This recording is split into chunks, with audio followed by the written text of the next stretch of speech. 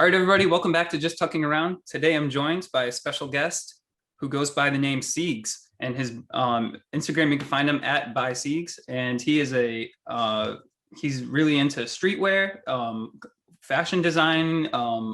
He makes content about it, very like educational, good. Like I've been watching him. I've watched pretty much every single video he's put out.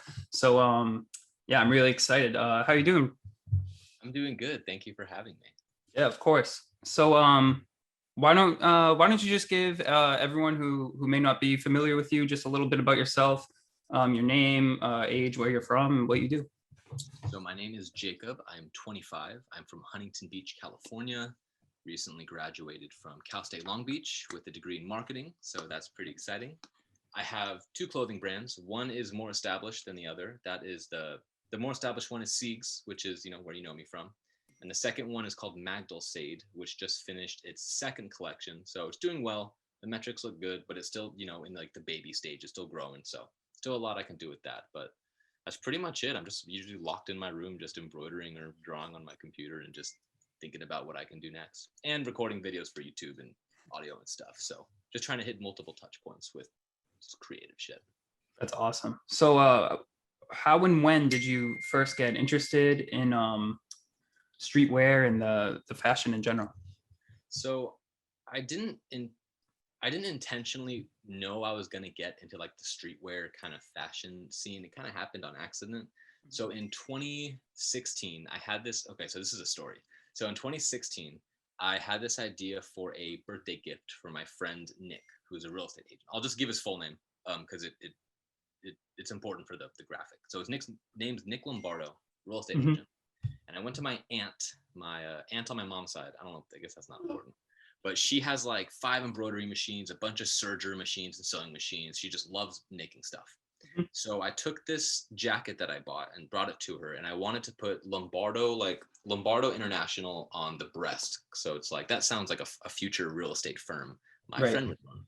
So she embroidered that. And then she embroidered like a t-shirt that I brought that had like an inside joke that me and Nick liked. So I gave him the shirt and the jacket and he loved it. When you give someone like a custom clothing gift, screen printed embroidery, whatever, with like topics or subjects that they know or you both know together, like they fucking love it. It's such a good gift. Yeah. So after that was successful, I kept going back to her for other gift ideas for friends or family and some other, smaller projects for myself, maybe like an applique shirt or like a little graphic of something. And after like maybe a month of doing this, she said, if this interests you so much, why don't you get your own machine? And I didn't really think that far ahead into like I didn't think that far ahead of getting the machine myself and doing this instead of, driving, 40 minutes to her house. But, I thought about it and she sent me an eBay link with the same machine that she had, which was the Husqvarna Viking Designer SE. And it was used on eBay for $900. And I bought that and I received it on December 21st, 2016. And I've just really been playing with that. It's been a long time. Yeah. So how old were you during this? So 2016, 5 years ago, I was maybe like 19 or 20. Okay. Yeah. So the first like year or so, give or take a couple months, was all like trial and error. Like the very first day. Okay. So I have 2 siblings and I'm in my brother's old room, which is now my room. And then my sister's room is across the hall and she moved out and it was just like a bed and like a dresser. And like, that was it. Nothing else in the room. So the embroidery machines are heavy and like the embroidery arm goes like back and forth, left and right. There's lots of like motion. So I wanted to make sure I had like a stable structure to put it on, just so like if a table would wobble, I wouldn't want that to mess up like the calibration. Maybe it wouldn't, but I was a beginner. I didn't know. So I put the machine on the ground and I set up all my fabric and stabilizers and hoops and everything around me. And I'm just there learning for like a year, just hunched over, cross-legged, just working. Yeah. The first day I broke like 3 or 4 needles. I almost broke my hoop because I put it in upside down. So I texted my aunt, like, what do I do? I fucked everything up. The big first day, of course. Yeah. So it was a big learning experience for like the longest time. Learning the machine's easy, but it's like the software that it's like a learning curve, like learning Photoshop or Illustrator. It just takes a little bit longer, which I wanted.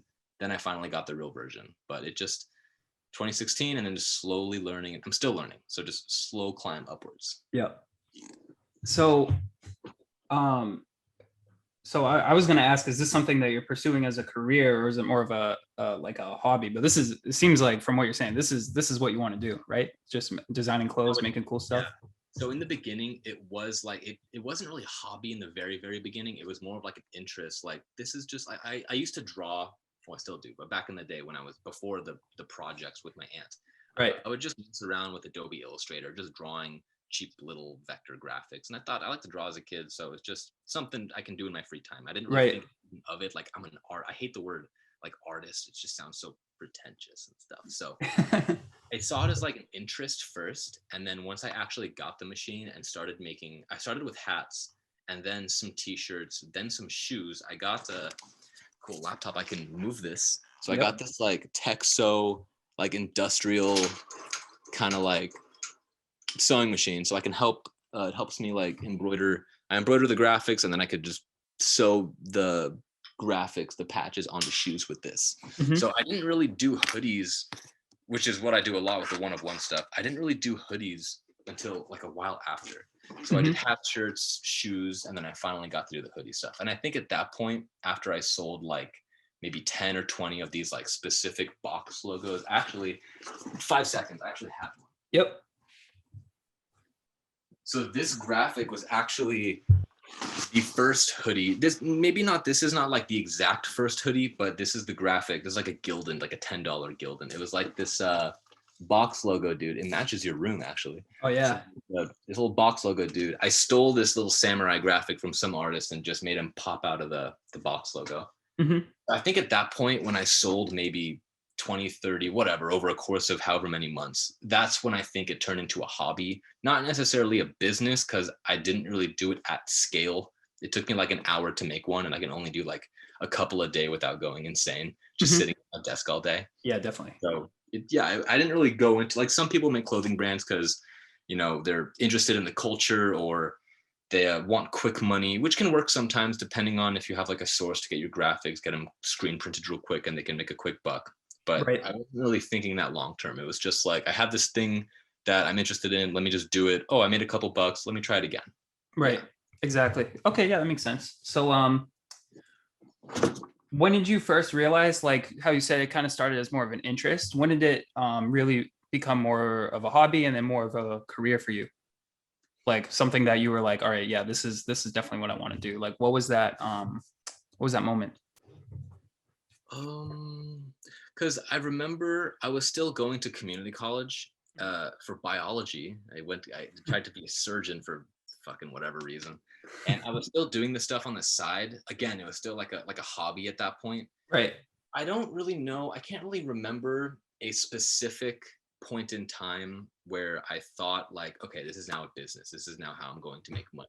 Right. I started with one of one stuff where, well, I still do today, but I would put 1 hour and 2 hours, and it kept the time put into each hoodie kept getting longer and longer because I kept getting better at the machine and the software. So I was able to do more for these large hoodie pieces. Like I could spend like 3 to 4 hours collectively with the software and embroidering it out for one hoodie. Sell that for maybe like back then maybe like $120, $130, slowly increasing my price because no one knew who I was. I didn't have self-confidence as like a brand. Like, Right. who the hell is this guy charging like $200 for a hoodie? Yeah. So, And that's something that a lot of people like notice, especially people who aren't really into it. They'll see prices and that like immediately, like they'll see a hoodie selling for $70. And $70 for a hoodie, I can buy one at Walmart for 20. Well, but it's like you don't really understand all the work and the pricing and all this stuff that goes into, or in like the difference in qualities that a lot of people like if I try to tell like maybe some of my grandparents' age about like, oh yeah, this hoodie was $200. It was like a limited drop. They're like, why would you ever spend that much money on it? But so it's like, yeah, I graphics interest, because like with streetwear, because when people buy clothes, they're buying from like fucking JC Penney or Zoom. Yeah. They're having so many thousands of units where the expenses per item are just so cheap, they can sell them for 50, 60, $70. Yeah. And it also depends on the hoodie blank as well. So the expensive prices that, and I admit they are expensive, not saying they're like like out of the park, like they're not $600 Gucci kind of hoodies. Right. Yeah. They have really high quality blanks, not blanks, but like cut and sewn fabric, how they make it. But they also have the name and like the brand image, and like you see a Gucci piece, you automatically think of certain attributes about that person. It's the whole collective brand image. It's like an extension of your personality. Exactly. Yeah. The expensive prices, and coming from my, sorry, sometimes I speak faster than I think. So It happens to me all the time. looking at my YouTube videos where I compare shirt and hoodie blanks, I've been around the ringer of like, a Gildan blank versus LA Apparel, Independent Trading Co. All these different kinds of blanks, they cost differently, and that affects the final price. So like if you're paying even with a wholesale account where a hoodie may be $70, and with a wholesale price it comes to like $25-$30, that's like, for some brands that could be like the final price for the hoodie. Right. So for the one-of-one stuff, when you're going to put a lot of time into it, you should probably get like a really nice blank, maybe $20 to $30, and then you're putting maybe 3 or 4 plus hours into it. Plus it could also be like the name of the person. If you have 13,000 followers like me, or 20,000 or 50,000, there's a certain point of supply and demand. And if I can only make 1 or 2 hoodies a day, depending on other projects or shit I'm working on, like this After Effects thing, it's just something you got to do. Right. You got to factor that into the price. So you could really charge yourself, 30, 40, 50, whatever dollars an hour. It can be, and since you set your own price, it's not like you have to stick with, you could give yourself an hourly wage, or it could really just be, if you make 5 hoodies and they all took about the same amount of work, you could just say, okay, they're all $150. Like the blank is from Made Blanks, which is like maybe 25, 23 something dollars. Each hoodie took a couple hours, but let's say they're all different, like one-of-one stuff. Let's say one of the hoodies, it just looks really fucking cool. Just you had an idea and it just came out really well. There weren't that many mistakes. It was good. You can pump up the price a little bit, because that when someone looks at it, consumers give value to products, even if they don't necessarily have felt the product before, but it could just be visual. It's their perceptive. Right. It's called perceived value. Right. So you could really price it. You're just because it's cool, you're not going to price it $300. You got to be realistic. Right. But yeah, a lot of factors can go into it. So when you mention your like grandparents or like the older generation, like why would you spend $100 on a hoodie? Well, there's a lot of things that go into it. Exactly. Yeah. Certain people are interested in certain things and they're willing to pay a bit of a premium because they have a more of an affection towards it than like someone else, like your grandparents, for example. Right. So where do you find inspiration for your designs and the art that you use on your clothing? So like when you're designing on like Adobe or whatever you use, like are you using a lot of stuff online? Are you just kind of do you come up with a theme beforehand? Like how do you come up with like the actual like designs that go onto the clothing itself? I always have trouble with this question because it's so hard to answer. Because like when you ask someone like why, like how, it's basically asking like how are you so creative? It's like yeah, that's true. I'm not trying to frame that as like I'm asking myself, because that's pretentious and pompous and shit. So okay, let's see. I guess the best way to answer it would be giving examples of like certain pieces or projects I've made. So a while ago, I had like this Western pack. It was really quick. It was one of the projects where like sometimes you would spend like days or like a good amount of time thinking of a piece or a collection or a theme, and then you make it and it doesn't sell out. It does well, but it doesn't sell out, and you don't get as much money or like feedback as you wished. But then another project maybe took a day. You just had like a little blip of a thought and you said, okay, I can knock this hoodie out in like 2 hours, and then it does super well. Right. So this Western pack, which I made maybe last year, was just like that. I saw this picture on like a Pinterest of like a cow skull, like the long skull and the horns. And I'm like, okay, that's pretty cool. It had like some tribal kind of lines on it, like some decals. So I took that graphic and I traced it in my embroidery software. And then I just first embroider that onto a hoodie. And then this is what I like to do. I like to, rather than overwhelming myself with like, crap, I got to think of a theme. I got to think of all these elements, because my hoodies are kind of busy. There's like, sometimes they are, sometimes they're not. But most of the time there's like multiple there's like multiple like graphics all over the hoodie. So kind of like a cactus plant flea market type design too. They'll have a lot of stuff like that too, like a bunch of different things going on. I'm not familiar with a lot of their work, but I trust you. Sure. Yeah. I saw the skull, and then I would embroider the cow skull on, and then I would like look at the hoodie like, okay, what else would exist in this world, or this theme or collection that I'm making? So after that, I said, oh, Western cowboy barbed wire. So I got a barbed wire graphic and then made a little barbed wire file and embroidered it, I think, on like the oblique area, just got some symmetry there. It's like, okay, it's the Western things kind of coming out. Then I thought, what else could this be? I forget what else is on that thing. I think there's like a hand with like a holding like a wound, or like a hand holding arrows. Maybe I thought like Western Indians. Okay, arrows, sure, why not? I like took a picture of, I grabbed some twigs outside my house and like squeezed them, and then took a picture of my hand, and then in the software made the ends of the twigs like little arrows and shit. Oh So wow. yeah, because I'm so bad at drawing hands, I have to use my own. If I can't find because like with hands, there's so many different angles and perspectives and sizes that it's like you can find some online, but the best is Mhm. just to use your own. Right. So then I put that on, and then at that point it's almost done. So I thought, okay, what else? Then I was going through Pinterest, like Western kind of shit, and then I found some. It almost looks not a security guard, but it's like a caretaker, a guy in a trench coat with a hat and like a shotgun, and I did some weird stitching effect, and I put that on the hood. So so that everything I just said, there's not really any rhyme or reason to it. I don't think of all of my pieces or graphics or collections designs, they don't always follow that format, Right. but it kind of gives you an idea of The creative process, or how yeah, how it can differ between different projects as well, right? yeah, I could stumble across like Instagram or Twitter or TikTok, and I could think of a cool graphic like, oh, that's interesting, and then I would save it, and then I might use it that day, or I might not use it for like a week or a month, and I'll go back to it like I'm having Right. writer's block, and I'll look through all my old shit like, oh, that'd be cool. And So then all the stuff you sell, sorry to cut you off. I All the stuff you sell, you're actually like you're the one embroidering it or getting, or do you do screen printed stuff as well? So the one of one stuff is all it all is and always has been embroidery or applique. And applique just means like, sorry, my nose is sunburned, so it's just No so worries, bro. applique is basically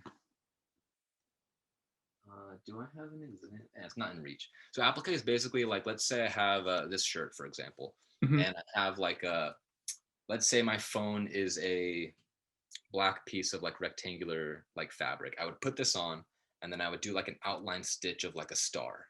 Then I would take my embroidery hoop out of the machine, cut around the shape, put it back in the machine, and then do a final like zigzag capping stitch. So now it's the shape. Let's say the material is like felt. So it'd be a star shape of felt with embroidery around it. So So just kind of like the perimeter would be embroidered in, right? yeah. So you kind of just outline it and just stitch it on the outside rather than having the entire thing be Correct. embroidered in. I got Yeah. you. Before I even I knew applique existed, and my aunt would use it a lot too. She'd always show me projects. And I'm like, oh, that's really cute, cool. Use different types of fabrics and materials. Right. But I guess I didn't do it, or I guess I delayed doing it because I didn't know the full process of doing it. I was kind of lazy to learn. Mhm. It was so quick to learn. But if you're making like a big shape, and if it's all embroidery, that's going to take a very long time. It could take Right. up to an hour if it's constantly stitching back and forth. So I might as well just use fabric instead to fill that shape up. And now that makes the price go lower for the consumer because it's way faster.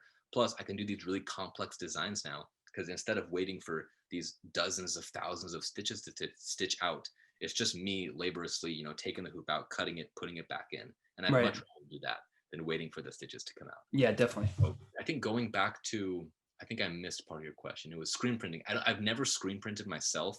It's always been my little embroidery machine over there. Mhm. But I do have, over the years, I have two local manufacturers that I've used, and they do screen printing, puff print, embroidery, Mhm. DTG stuff. And then I've been using Alibaba a lot for like Chinese manufacturers, but I mostly use those for like cut and sewn pieces, more intricate. Like I made some cargo pants and a sweatsuit that had Mhm. specific dimensions and pockets and stuff. So when I have like a more complex idea, I would rather go to them. But if it's just like my YouTube videos, I know where to get blanks. So if I just have an idea for like a graphic, So like you're like order blanks, and then just if you're gonna do the embroidering or the what was the other one called that you said? screen print DTG. no, what was it called? Applique? Applique, yeah. So you'll do that stuff yourself with the, so like let's say you pick like a root border blank or something like that. You have those come in, and then you'll just use those however you want and then sell those just like that way. Because I always wondered, like, was that something that you communicate with like whoever your wholesaler is, and like they do that for you? Like I always like I don't know, that always kind of was just a mystery to me. Like wondering where, like how the ingredients came to my possession, like being completed for me to post it. Well, that, but also like I don't know, I guess I was wondering, like, did you like do these brands like have someone that does the embroidering for them, and they just like get the materials, give it to these people, show them the design, they'll do it for them? Kind of like one of your more recent videos you did was about what was it called? um it wasn't wholesaling, but it was the How to get a wholesale account, how to speak with, how to find manufacturers. manufacturers. Yeah, so that, those are people who would do what you're doing for you, like the embroidering and stuff like that, and screen printing. Is that what a manufacturer really is? So I remember in the beginning of the manufacturing video, there was a difference. I explained like a quick little like drawn graphic diagram of the difference between like a manufacturer and like a embroidery screen printing service. So manufacturers also offer screen printing and embroidery application. Manufacturers offer a bunch of stuff because like they They're like can, a one-stop shop for everything, right? yeah, they can like create the pattern, which is like they imagine if I were to get a seam ripper and cut this off, I could like separate like the sleeve shape and the torso shape and like maybe the Oh, hood okay. shape of the hoodie. But they can also do embroidery, so they sew it together and then they could do embroidery and then screen print, or they could have a dye house and they could dye it or distress it.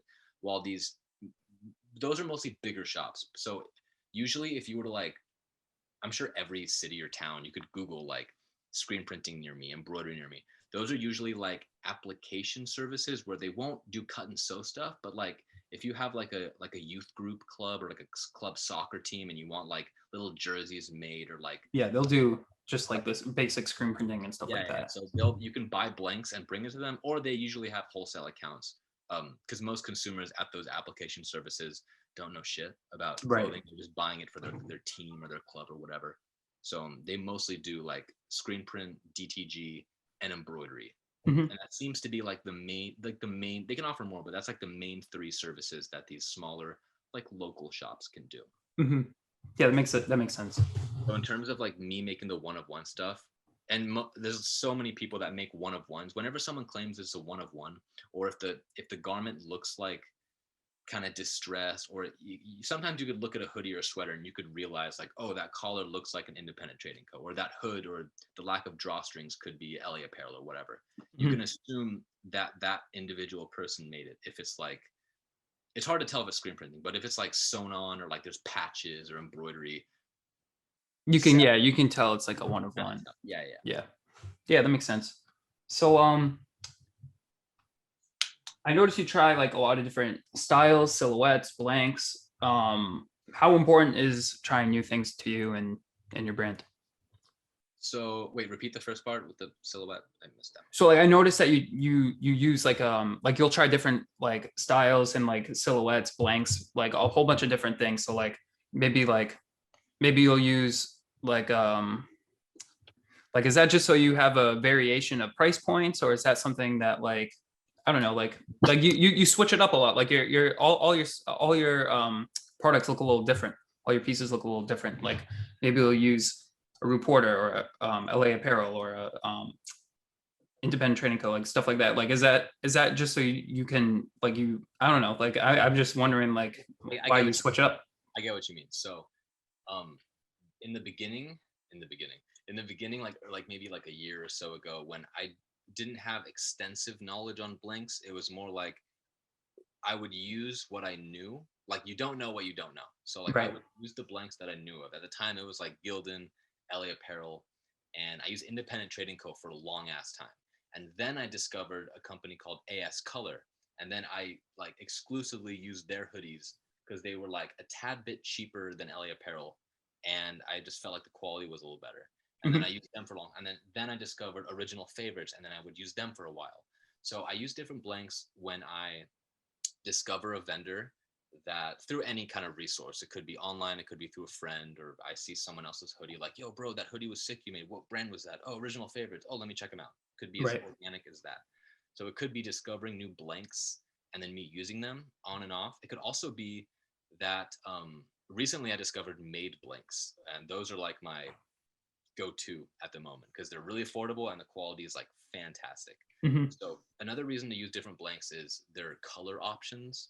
So made blanks only offers white, gray, and black. So if I had an idea for like a cream hoodie or like a crimson or like just a different color, I can't use their hoodie, but I could use Independent Trading Co. I Right. could use Original Favorites. So it depends on like I guess the vision or the Hmm. idea that I have. So different blanks Yeah. could come from that because they offer different colors. Could be I guess the capital that I have on hand. So if I have a lot of money and I have some like really detailed or like complex ideas, I could go for like Rue Porter or LA Apparel.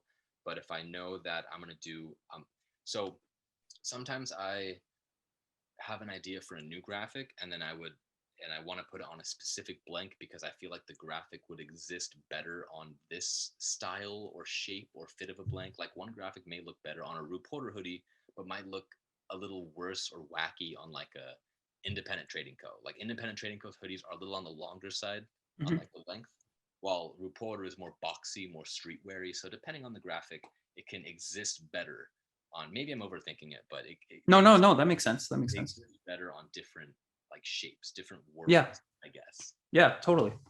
So, all right. You kind of touched on this. Oh yeah, yeah. You already answered. I was gonna ask, what was the first piece you made, and what was that process like? But that was the one for your friend, right? That was the first like piece I thought of, and then my aunt made it. The very Hmm. first piece I made. All right, guys. We had a little technical difficulty, but we'll just go right in where we left off. Okay, so you asked me about like one of my first pieces. Yeah, yeah. If you remember your first piece. Yeah, so I know it was a hat. Well, like a piece, like a finished piece. I knew it was a hat. Hmm. But like, I made little like swatches, like a scrap piece of fabric, and I would embroider graphics. But I wouldn't really consider that like a Yeah, practical. yeah, yeah, yeah. So it was, I don't even know how many hats I made. 7, 8, 10, 15. Like I made like a flume hat. I made like I would steal graphics from online because I was learning. I didn't like Right. it wasn't really meant to be like I'm a brand. I'm gonna like mass produce and sell these. So over time, I would like when siblings come over or like friends, they look at a hat and say, "Oh, that's cool," and it's like, take it. Like I don't wear it. It's just something I made. So I don't think I have any of the hats in my possession still that I've made. Hmm. But I really can't tell you. I'm sorry. Like the first real hoodie I made was one of the one of these box logo dudes. Right. I actually think like the first kind of hoodie I made and then like mass produced like more than 10, 20 units. I think around that time I also made my first applique hoodie. But then after I made that one applique hoodie, I didn't make another applique hoodie for like a year. Maybe I just didn't think like maybe I thought like, oh, it's too simple, it was too easy, people aren't going to pay like good money for that. But it was like a gray Gildan hoodie with I had like some upholstery tapestry kind of fabric. It was like a floral design, Hmm. and I made like the outline of like a rose, and then I lined up the flower on the fabric with the rose, and then I put like a open book on the back with like these two children that were like printed on this material, and it looked like a nice little solid theme. Hmm. Sold it for like $80 because I guess that's what I thought my self-worth was at the time. But yeah, I can't really give Yeah. the Yeah, exact yeah. No, no, something. that's fine. That's fine. Yeah, We just got a good idea. yeah, something around that range. How did you go about marketing yourself when you first started, when you like didn't have as many followers? Like how did you put yourself out there and like get new eyes on your products? I didn't really take any marketing efforts aside from because trial and error. You learn like what things work, what don't, and then you don't know what you don't know. So I Right. now I use like Facebook ads to target Instagram. I didn't know that at the time. Hmm. Sending to like influencers or like people with followings, that was kind of really risky back then. Yeah. I couldn't really risk like spending time and money and then maybe not getting it posted. So I Right. would do Instagram ads with the built-in promotion button which isn't like the best thing to do now, but that's what I did because it was like you post something and there's a big fat blue button that says promote, and it's like, Yeah. well, that's what I want to do. Yeah. So I never really gave stuff away because of the money issue or like the risk Yeah. of like, people on the internet screwing you over or something like that. So Mhm. I would tell friends, I would talk and speak with and befriend other brand owners, and we'd repost it on stories and stuff. And that was like the kind of, beginning of like marketing. I think that's what most brands do. When Mhm. they're starting a brand, they don't know everything possible on how to make their clothes as well as advertise it and push it out. Right. So it was mostly like the Instagram built-in promotion that I got you. relied heavily on Mhm. in the beginning. And just people just resharing your stuff if they thought it was cool and just kind of building a following Yeah. from there, pretty much. Yeah. In the off chance they thought it was cool enough to repost. Yeah. Okay, yeah, that makes sense. So what inspired you to start making videos about the whole process and like your experiences of having your own brands? Like what was the I guess what was the inspiration for that? For like the YouTube videos, content, because I knew like over time I have I guess mentally built this.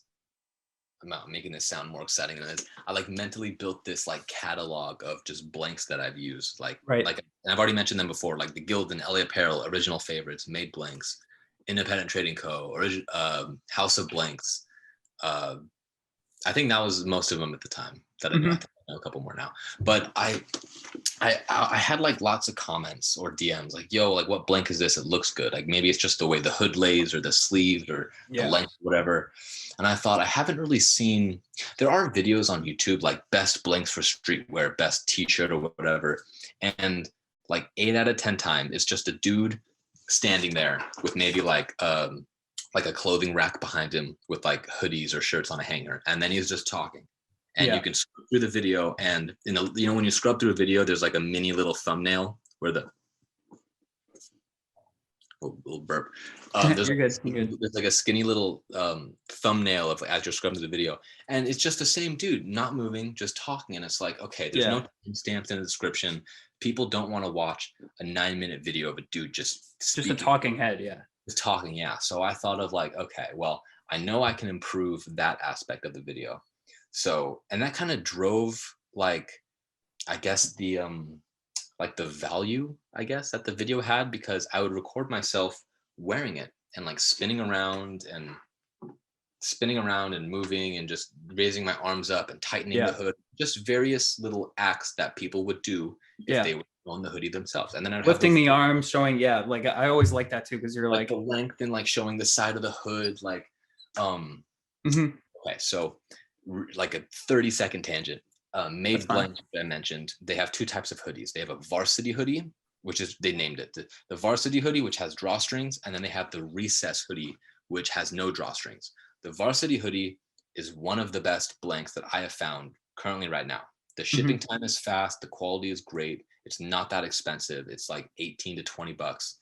No complaints, virtually no complaints. Right. The recess hoodie, a little bit more expensive, the quality is just as good, but the hood is the worst hood I've ever seen. Like, so people wear their hoods differently. Like sometimes they have the hood stop like in the middle of the head. Sometimes they have it like engulfing like all the way over. But this hood, like if you were to lay this hood down, so if you were to, for example, if you were to lay a hood down on like your bed or something, you would think that like this is the top of the hood, right? It's the top and it's like rounded.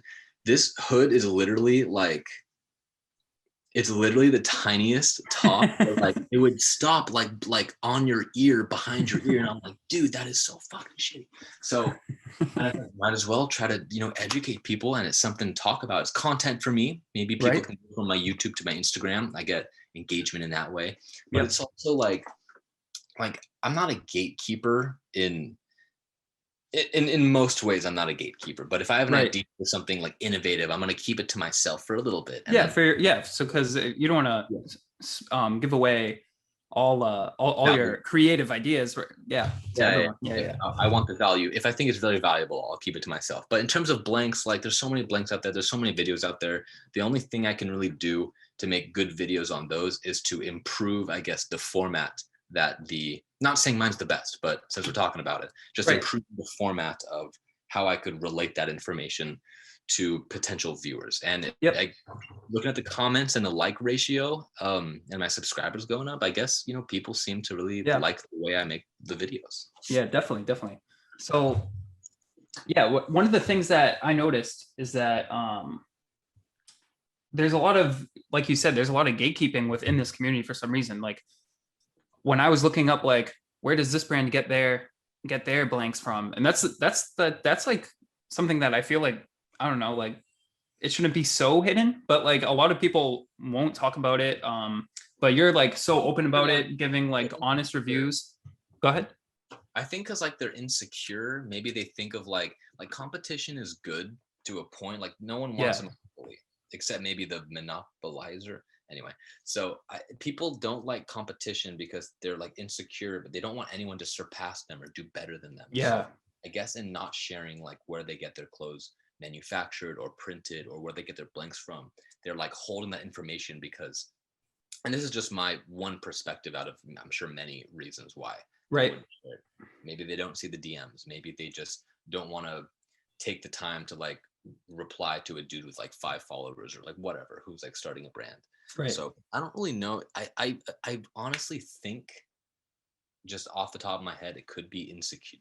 Maybe not insecurity, because they could be confident in their brand, but I guess people just like holding on to valuable things and not sharing because maybe the person you give that info to will surpass you in a few months. Yeah, and then also the only other thing I think of is maybe it's like, well, if I tell them all the secret sauce, like if I tell them, oh, this is how I make my stuff, and then they're not gonna, and they could just make it themselves and they won't buy it from me. But honestly, I don't think a lot of people are thinking like that. Like, I'm gonna make what you're making just so I don't have to buy it from you. Like, I don't know. I just think it's so weird. Like that in a lot of fields where people will just like withhold information from other people. Like, I don't know, teach their own, I guess. But I'm just happy that someone like you is around, just kind of giving their honest opinion and sharing information on how to get things started. Because as someone who like, I want to do that eventually. Like, I know that like I've only really been into fashion for about, well, not fashion, but like I've only been really into like the streetwear side of things for about, like, I'd say since my senior year of high school. So like for 2 or 3 years now, where I've been like kind of like collecting cool pieces that I see and stuff like that. And yeah, like your videos like really like open my eyes to like everything that goes into it, because I feel like not a lot of people realize like all the work and research that goes into starting a brand. Because I feel like a lot of people think, oh, anyone can just make a clothing brand, like just buy some blanks, have someone print some stuff on it, and then like that's it, and just sell them. But like, anyone can. It's just like, how well will it do? How much effort are you putting in to make it there's so this much premiere like experience for someone, right? There's so much like saturation, and there's an Instagram account called like streetwear brand. There's an Instagram account called Steelwear Brands. They have like maybe 600 800 followers, and it's owned by multiple people, and some of them are brand owners, so they're in the community to begin with, so they know like shit. And the purpose of I love this page. The purpose of this page, it finds brands in the community, any kind of brand, fucking any brand, big or small, and it shows like the shirt or hoodie or piece they made, and then it's a carousel post. So when you swipe, it shows the image where they stole their graphic from. So some people, I've done it too for like my applique stuff. I'd find a graphic like the cow skull. I would repurpose it, but these people literally like put it in Photoshop, maybe clean it up a tiny bit, and then just copy and paste it on like a shirt and print it. So there's a lot of those people exist. So I guess those people would fall into like, I want to start a streetwear brand. It's super easy. I'll just find skeletons and horror movie posters. And, there's so many common tropes that people use: barbed wire, fire, lightning, naked women, and skeletons, and that kind of stuff. Yeah, definitely. There's an audience for it. It's not necessarily like you're not going to stand out. It's almost like fast fashion in a way. Yeah, kind of. It's like that. Yeah, it's because I noticed that like one of my favorite hoodies I've ever seen is this. It was like a Kids See Ghosts hoodie that was like almost like a charcoal greenish grayish color, and it has like the heart, and it has like flames. It says free on it. It's sick. Yeah. I wish I bought it when it was available, like when it first dropped, but now the resale's crazy.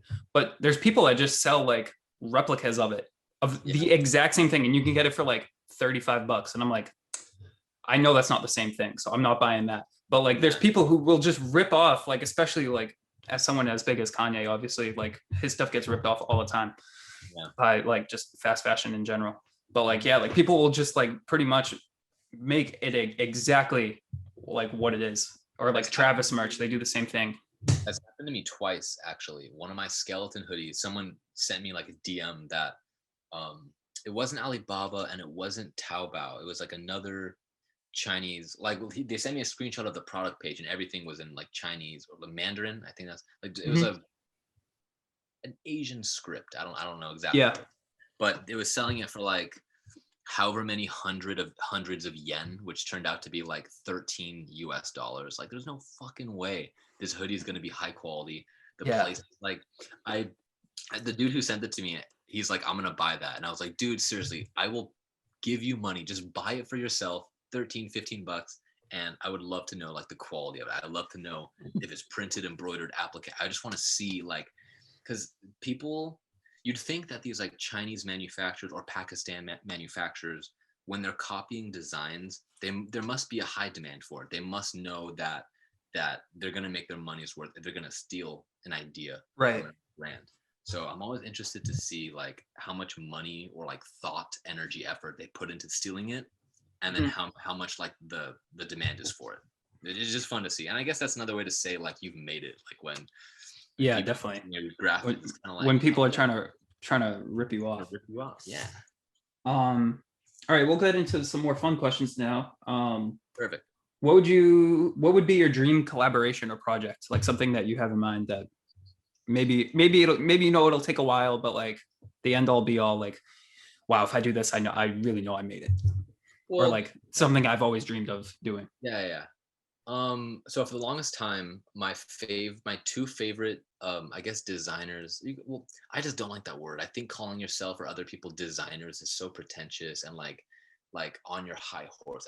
I feel like it's not, because I feel like that's actually what it is. But I feel like when you put it as like your Instagram, like when you put it like when your bio is designer, CEO, like whatever, entrepreneur, like whenever they do that, then it's a little bit, it can be a little cringe. But like I feel like because of lack of a better word, that's kind of what it is. Like you are designing clothes. It is, fake it till you make it. You may have 1,000 followers and you are designing clothes. I don't like calling myself a designer. I like calling myself, and this sounds even stupider, but I would much prefer you call me like an assembler, which is so dumb, but like I'm getting hoodies and blanks and like thread and I'm assembling it together. I guess I am designing it. Curator, I guess. Well, curator's like collecting and stuff. Oh, okay. But maybe it's because like so many people call themselves designers and like artists, maybe it's lost its value. At least from my perspective. Like when everyone's a designer, is anyone a designer? Yeah, like true. Incredibles, if everyone's super, then no one is super, and that kind of thing. Yeah. So yeah, what would be that dream collaboration or project for you? Right. So for the longest time, I've always loved, and I may get hate for this, maybe not hate, or like disgust or whatever, but I love Warren Lotus. Okay. So Warren Lotus, I don't think I'm too familiar. Warren Lotus and Advisory Board Crystals. So, and they're both so different. So Warren Lotus is like, I don't know where he was born. I think Missouri or Massachusetts. It was like an M state. I'm 50% confident. But he started like these hand-drawn stuff. I actually have let me get a hoodie because you can see like his style. Yep. Okay. So he uses LA Apparel. It's a very thick 14-ounce hoodie. There's no drawstrings. It's very nice. So he does like hand-drawn kind of. Oh, wow. Yeah. So it's like a weird, I don't know what exactly the screen printing method is. I don't know if the resolution in the camera can see it, but it's almost like Is it raised a little bit? Yeah, it's a type of like heavy plastisol ink, but it almost looks like they did the screen like 4 or 5 times, because like I have a Brain Dead shirt that has a really thick print like that too, and I always wondered the same thing. Like some screen printed colors on other shirts or hoodies, whatever, it's like totally flat, which is appropriate. Like that's what you're supposed to do. But on like for the letters, for example, think, yeah, you won't be able to fucking see it. But there's a little weight to it, a little texture. Yeah, there's like little holes and valleys and peaks and just like texture. So I don't think that was intentional. It was more just like fucking squeegeeing it a bunch of times, getting a lot of ink in. But it works because the hoodie's like super rough and heavy, so it matches like the world that the hoodie is in. And yeah, that makes sense. Like he's really good at like these skeleton kind of figures. He's done like NBA themed stuff, Western. He's done like a Las Vegas gambling one. I just love his art style. And he's really, really good at marketing. So good. Advisory board crystals is on the opposite end. They're very like, I don't believe in like the property of crystals. Like I have one here because placebo. I don't know. It's just I don't even know what the quartz. Fuck whatever. They grind up crystals and they mix it in with their dye, and then they dye their clothing. And that's one way they differentiate themselves with other brands. Whether you believe it or not, it's still a really cool like idea. Concept. So it's almost like you're wearing the crystal just by wearing the clothes. Absolutely. Like that makes sense. And you'll all these have that energy with you. Yeah, the energy will flow. Whether it's a really dope idea. Yeah, that's sick. They've been doing a lot of cut and sewn stuff. But their stuff's expensive too. Both brands are expensive, but they do a lot of this crazy type of like milky, cloudy dye stuff. They do a lot of I guess they do a lot of different stuff. It's hard to explain, but they have like a special hat, and in a lot of their pants, they have a special pocket where they coat the inside of the pocket with this type of fabric that like negates RMF waves. They're waves that come from your phone. So they're like, they work with a lot of charities and organizations, very like environmental friendly kind of projects and stuff. Sorry, my fucking nose. So one of the things they do is they put these special linings in their pockets. So it's like your phone can be bad for you if it's always on, or it emits these rays that could possibly cause cancer and stuff. But with our pockets, those waves don't hit your body when it's in your pocket. So it's like, okay, that's like another cool thing that they're implementing to their product. It's not just something that looks cool. There is like practical use with their products in some one way or another. Right. Okay. I just love both brand images. Like Warren Lotus is more like punky, kind of rebellious. Advisory board crystals is more like elegant and divine, at least the way I see it with the product. Yeah. That makes sense. Like Warren Lotus with a little more grunge to it. Exactly. This one is a more ethereal. Yeah, whatever that word is. Ethereal. Yeah, exactly. Yeah, those are really good words to use to describe them. So mostly those two. At least in the clothing space. There's one other dude which I've recently. Have you been hearing about like the NFT craze? Yeah. Okay, so there's a dude that I found on Twitter. His name is X Copy, like the letter X and then copy. And I guess he's been making like these digital. He makes GIFs and they're like 10 frames, 15 frames long, and they just repeat. And he's been making digital art for like 10 years, like even before NFTs were super big. So he was like one of the first people in this space, and I love his style. They call it like he calls it like glitchy noise art. Like there's lots of like almost like a TV static screen, but like very faint pixel noise. So like he makes these GIFs with like 6, 8, 10 frames, and he just moves a couple items around. So when it repeats, it's a very glitchy kind of effect. Yeah. That makes sense. Yeah, I could totally see what that is. Rough, grungy, disgusting kind of style. So I love that too. So I guess maybe one day the clothing and digital art world may collide in that sense. But yeah, those are the three that I just love those brands and those artists. Yeah, totally. What would you say is the most rewarding part of what you do? The money. Well, that's one of it. So I think the most rewarding thing, and it depends on the project. If you put a lot of time into something and then it works out well, it feels 5 times as good as like if you put a good amount of time into something and it works out well. It still feels good, but like there's different ranges. I guess the best thing is when you have an idea for something and everything just clicks. Like I guess it would feel better if you hit a bunch of obstacles, then you figure it out, and then you come upon some revelation like, oh, that was that one ingredient, that one element that I was missing or messing up on, and then you fix it, and then it just makes everything just like fall into place. Or I know that's super ambiguous to say, but like you run into obstacles and you resolve them, but you have an idea for something or a graphic or a theme piece collection, and then when you're finally done and you turn off the machine the last time and you take the hoop out of the hoodie and you're just looking at the hoodie, or you put it on and look in the mirror and you just think like, this is so fucking cool. Yeah. It's just so dope. I don't feel that with every single hoodie. Like they all look, to me, I think they all look cool, but there are some that are just like, it could even be a hoodie where it's not super busy, like the one of one. It could just be like one or two graphics, but they fit so well together. Or I guess the way I drew it in the software, it just worked really well. And you look at it in the mirror and you're like, this is one of, and I always say this, oh, this is the coolest piece I've ever made. Then like a month later, no, this is the coolest piece I've ever made. So it's just satisfying and fulfilling having an idea and then seeing So it comes from more within for you, like just knowing like your own self-worth and like your own like your brand worth, I guess, or your art, where you look at it and you're like, yeah, this is something that I'm really proud of, more than because I guess another part where you could feel that would be like seeing like someone really enjoy your product too and like reach out to you and tell you how much they love it. I'm sure that's happened to you before too. That feels good too. Like I just recently shipped out a bunch of my North Star, my last collection for Seaggs, not the one of one, but the one before that. And people were posting like themselves in like the logo tees and the hoodies. And that was like, that people would do that before, but I've never really made like an actual Seaggs like logo, like a simple, I'm good at making really busy, complex graphics, but I kind of struggle with like a basic logo. Cause like if it's a logo, it has to like really punch you in the face of like what the aesthetic is of this brand. Right. Yeah. Like it has to represent something rather than just, yeah, here's my name. And because Seaggs started as embroidery, as the median, because some people start brands for like a feeling or an aesthetic or a theme. Mine was the application process. So that allows me to I've made Western packs, military, space. My one of ones are. There's a sick boxing one that I saw Andrew Schultz was wearing that you posted that. Yeah.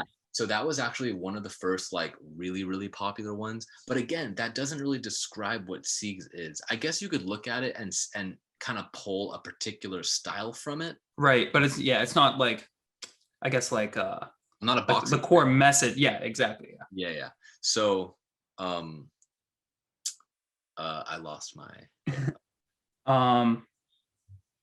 we were talking about the most rewarding part. So for you, that comes from more within rather than external, which I think honestly is probably the healthiest way, because even if something doesn't do well, as long as you're proud of it, like maybe, or like I'm sure you're at the point now where like things are selling pretty good, but like when things are but when your satisfaction comes from within, that's I feel like a lot more healthier, because then I like complimenting myself when I know that I maybe not necessarily deserve it, but like I like complimenting. It's weird because I don't. Would you feel like worthy of it, or like really proud of yourself in a way? Like worthy is a good word, because I like complimenting myself, but sometimes I feel like uncomfortable when other people compliment me. Maybe not.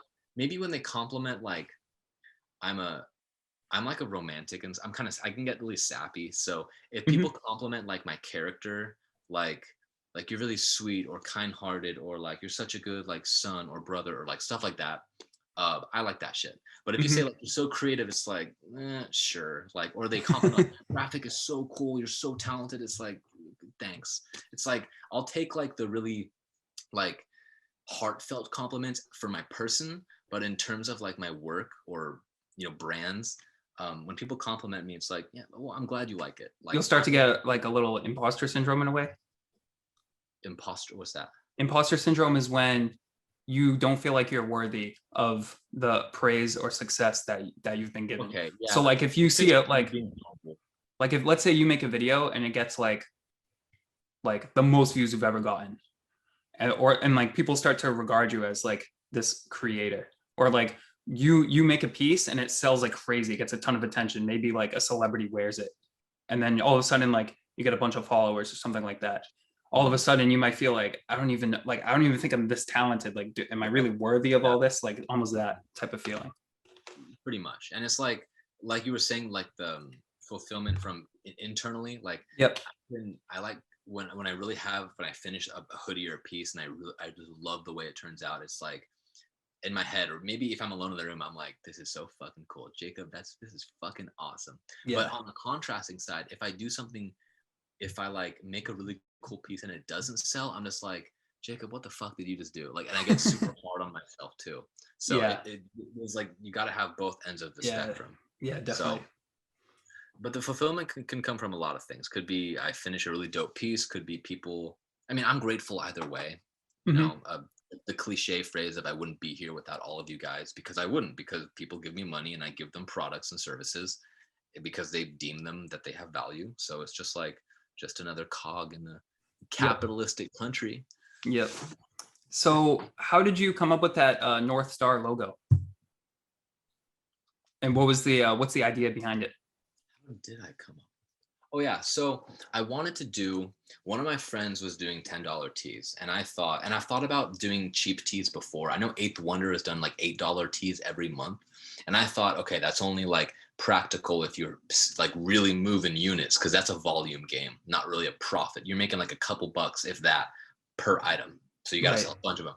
So at that time, you know, even when I did the boxing packs, which had a really cool hoodie, and the shirts were pretty cool too, but like the hoodie took the main stage. So I wasn't getting like, sorry, a bunch of orders because the hoodie was like 80 or $90. So you know, you're not gonna get a shit ton. You'll get a little bit, enough because people like it. So I was trying to think of like a good graphic I could do for like a $10 tee, and then in tandem I did like the $15 tee as well. So for the $10 tee, I was trying to think of a logo for Seaggs, and I was trying to think of like every brand is called a versatile adaptive logo. For example, Heineken's adaptive logo, it could be the word Heineken and then the red star next to it. Or if it's like a bigger real estate space for the ad, it could be Heineken with the star underneath it. Or if it's really small, it could just be the star. So it's like you need a name and plus like a logo. So I wanted to find something that's like a logo that could fit well next to my name or even without my name in some way. So I was just scrolling through, I don't think it was Pinterest or Tumblr. It was some picture sharing posting website.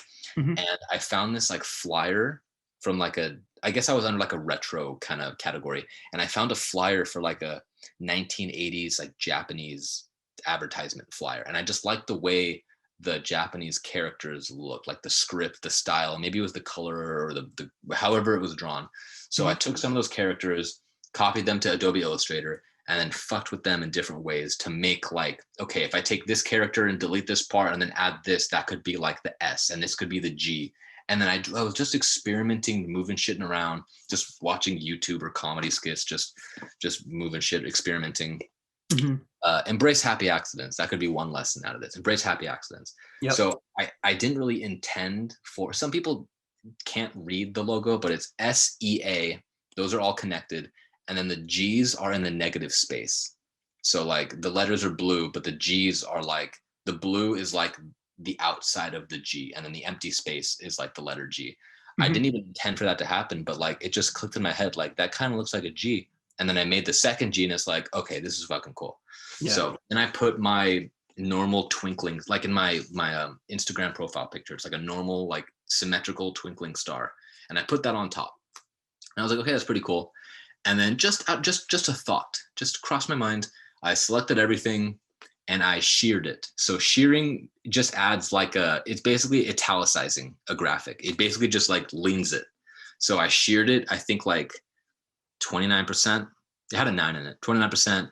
And then it fucking did that. And the star was slanted and the word was slanted. And I'm like, okay, that's it. And then I was done. So it's totally accidental with everything. It was just me fucking around on my a little trial and error, and it just worked out. It fell into your lap.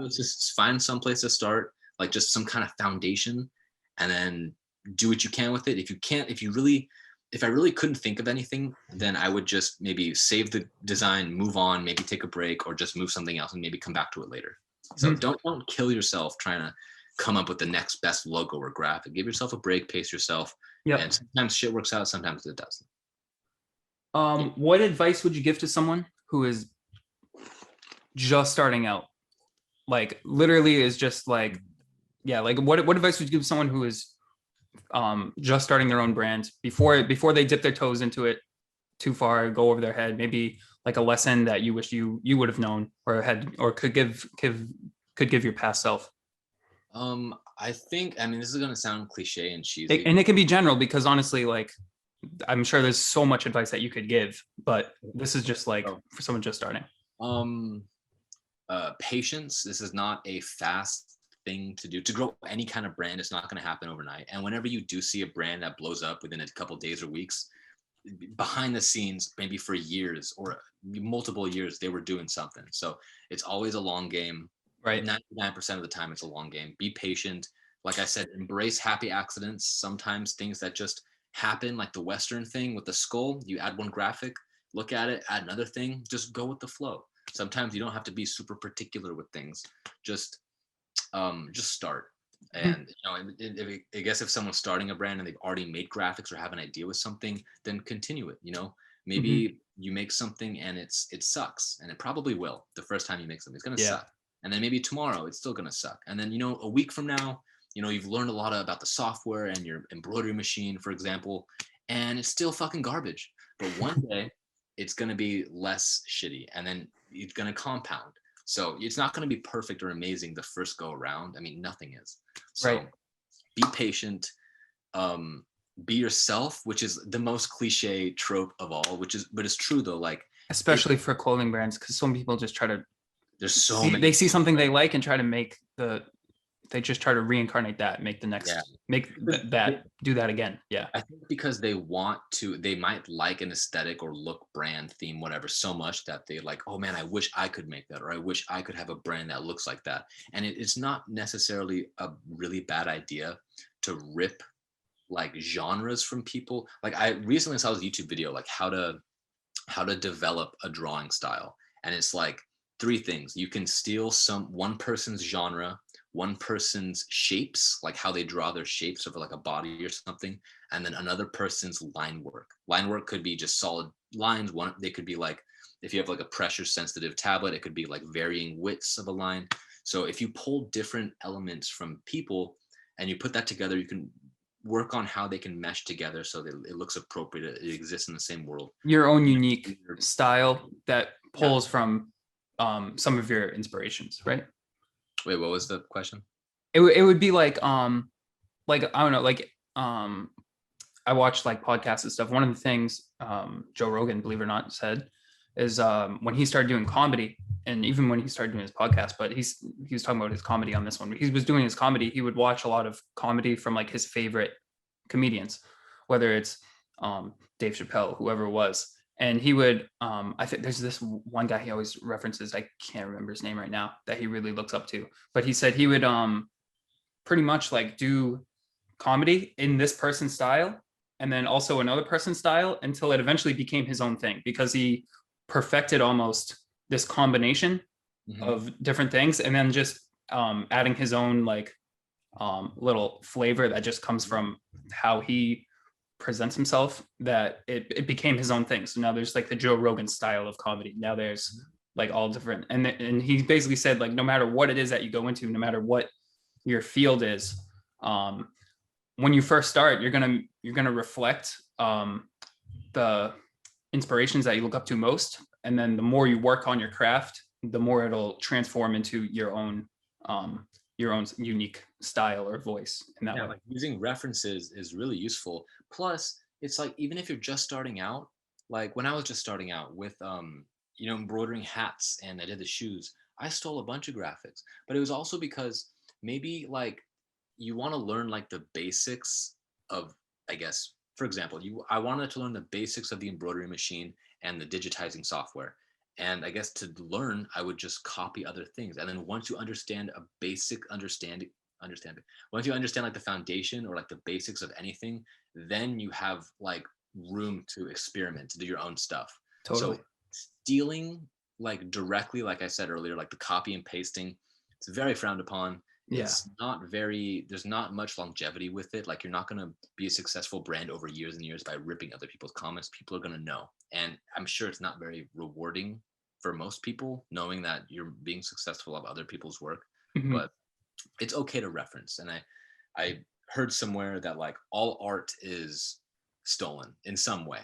Like whatever piece of artwork or custom duffel bag or hoodie design, it was inspired by other elements that you pieced together in your head, and then you Right. came up with whatever you made. So I don't think anything is 100% original, because I think if I think it is, then it might be like super ugly, right? Like wouldn't think Yeah. if you think a certain graphic or style of something is attractive, that means maybe you're in your head, you're comparing it to some other thing that's also really attractive, and Exactly. it Yeah. fits in that world and stuff like that.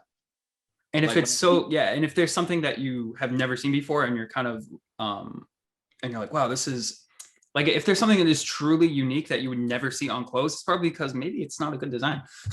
And maybe that, yeah. but it's also so subjective what people Yeah. like and don't like, and Yeah. how you like portray graphics or creativity. So yeah, if you're just starting out, was that wait, are we still on that question about Yeah. just Yeah. Yeah. Yeah. We okay. went on a tangent, but yeah. So yeah. Referencing is totally fine. Do your best to not steal exactly. If you do and you're just starting out, it's totally acceptable if you sell, a couple shirts to your friends, or even sell, a couple dozen to strangers online. You're not going to be condemned for it. You're not going to be sued or lose money. You're still learning. But if you have Mhm. like 100,000 followers and you're getting like 5,000 orders a month, then it looks bad, because like you should be Yeah. this like competent, successful business person, and you're stealing artwork. Those things don't match up. Yep. You can Exactly. be like a thief as a beginner. Actually, I'm not going to finish that. Never mind. Don't be a thief as a beginner. Never mind. Um, okay. I think we touched on pretty much everything I had written down.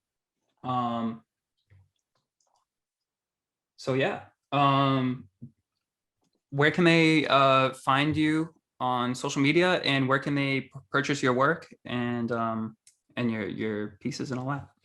So my Instagram is by Seaggs, Byseaggs. That is my first brand.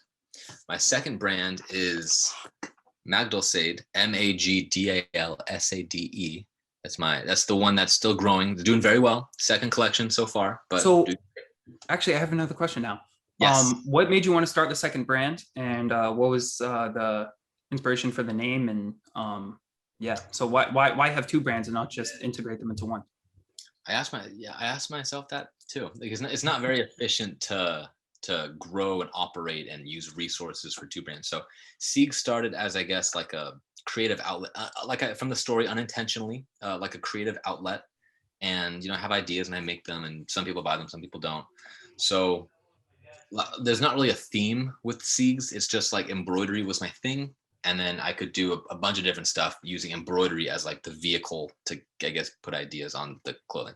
Mhm. So for Magdalsade, it is a medieval. It's like a medieval themed brand, and then I kind of assign the suffix like archaic in a way. Like there's lots of old like esoteric drawings, and it's medieval. It's old timey kind of Mhm. knights and castles and like rugged, rough kind of stuff. In a way, I mean, it's only two collections, so you can't hear what I said and then apply that to the minute amount of pieces that I've made so far for only two Right. collections. Right. But You're still early you in the know, process. yeah, call me in like 2 years when I have like 20 collections, and then just like a broader scope of it all. Yeah, I So got you.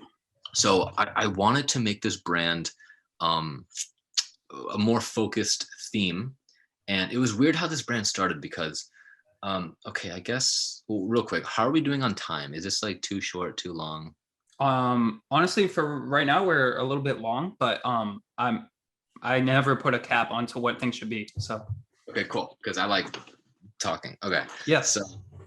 the name Magdalsade, I actually saved the name in my phone like 5 months or 6 months before I even knew it was going to be for the brand. So I was in my friend's car.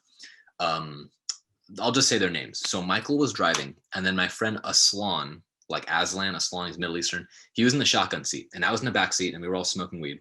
So we're all just fucking being stupid. So Aslan and Michael were having a conversation about one of Aslan's old classmates, and he pronounced this classmate's name, and um, I am a white American. I do not have the trained throat to speak Arabic, so I'm going to butcher this, but the name sounded like Majd Ayil Said, something like that, with a little bit more like, probably guttural throat noises, how he pronounced it. And my white ears heard Magdal Said, and I thought that was the dopest sounding word. And then I wrote it down in my phone. had no meaning. It had no attachment to anything related to the brand that it does now. I just saved it because I wanted to do something with it. Months go by. I don't even think about it. I just know it's saved in my phone because I think of shit or see shit. And I write it down and I look at it later. Right. So I started coming up with this character, which is Sade, which is the sweatpants, the hoodie, no face, sandals, sometimes has a sword. This little knight, because I loved medieval times and knight stuff, and I still do. So this little knight character. And then I think I started to write the story first before I even started the clothes. So when I mean story is, Magdal Sade is a story-driven clothing brand, which means there is a beginning and a middle, and there's not necessarily an end because clothing brands should be indefinite as they progress through time. So I got to figure out some way to extend the story infinitely, but right. It's a story. It's a linear story. So I have to make the collections and release them in a specific order to reveal certain information about a story. So like The Simpsons is like 700 episodes and it has like a background, long ongoing story, but each episode has like its own subplot. Yeah. With like some of the longer elements, maybe sprinkled in now and then. So I do animations and journal entries as extra little vehicles to tell the story from different perspectives, which I do all on my own, on my little cheap little laptop. And let's see, where was I going with this? So I started writing the story, and I wanted to start with the premise, which is the first collection. It was just the general plot of the brand. And then collection 2 moving forward are like specific chapters that happen. So there's a little bit of lore, a little bit of storytelling. I try to make it fun with the animations, and the clothing brand is another complementary piece of that. So the reason why I love Magdal Sade and I'm sticking with it and adding it as the second brand as I'm growing with Seaggs is because I think there is, and I'm not trying to talk shit on Seaggs because I love Seaggs. It's the first brand I've ever made. It's what's got me here today, and it's helped funding Seaggs itself and Magdal Sade, is because Disney is, like, where's he going with this? So Disney is like so popular because it creates like a world. They have music, movies, a theme park. When you see someone with like a Disney bumper sticker or a Disney hat, you associate certain attributes to them, or you have an idea of a community they're a part of. So with Magdal Sade, I don't plan on opening up a theme park, but I would like to hit all these touch points to help engage the consumer or audience. Like some sort of interactive experience in some way, right? Yeah, in a way. Yeah. As much as I could do like virtually, because pandemic #1, and also capital. I can't. Right. Like one day it'd be dope to have like a pop-up store with like squeaky wooden floors, maybe cobblestone walls, like castle, like knight suits all around. Like it'd be cool to make like a mini castle, or maybe with like medieval loot. Maybe I'll hire a loot guy to like play in the corner and shit. Yep. So a castle, or like an old like medieval 15th century like shop merch, like just another way to like enforce like, okay, this is medieval shit with old timey stuff. So I enjoy it because Seaggs has no direction with like theme, aesthetic, style. It's just embroidery. It's kind of all over the place, which gives you a lot of creative freedom. But then you can kind of like almost tie people in. Maybe emotionally is the word I'm thinking of, but I don't know if that's really the word that I want to use. Seaggs or for Magdal Sade? For Magdal Sade, you can kind of tie them in and kind of almost connect them more to the brands rather than Seaggs, which is kind of all over the place. Yeah, your creative outlet, like you just kind of throwing stuff on the canvas over there. This is more orchestrated. People may like one collection for Seaggs, and then the next one maybe a totally different theme, and they're like, it's cool, but it's like with Magdal Sade, even though I'm restricted to that medieval archaic kind of theme, but it actually gives me more freedom because I can explore that narrow little niche way more. So that makes sense. I've had people say like, but Seaggs, like there's no theme, so you could do whatever you want. But it's like, yeah, but then I'm questioning myself a lot. Like, does this make sense for Seaggs? Does this make sense with Magdal Sade? I already know all of these elements are going to make sense. I just have to figure out how to implement them into the story. So the story comes first, and then I gotta, make the. I love how you're integrating like storytelling along with your fashion and your brand in a way too. So like, and when it comes to like using blanks and stuff, maybe there'll be a certain blank that makes more sense for what Magnusade is trying to go for. And Yeah. so Depending on the material. with Seaggs, you can try a bunch of different stuff, but for this, maybe there's a certain like aesthetic that someone could really fall in love with and want to get more of and build up their collection of things that look like this style in a way, I guess.